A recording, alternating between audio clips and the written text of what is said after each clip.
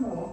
And of course, nagdadagdag siya ng magandang color and texture sa iyong dish. No? So browning or searing, itawag mo kung ano ang mas type mong term. No? So ilagay mo dyan, katulad yan, hindi pa kasunod. So hindi pa siya ganun kainit. Kailangan mainit na mainit yung kawali mo or yung kasunod mo for you to be able to brown the meat on.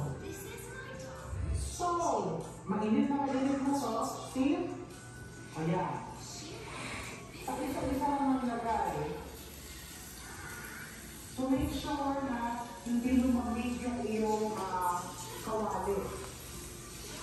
We just put it one by one and do not overcrowd.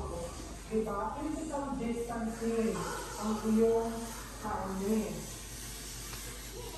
So,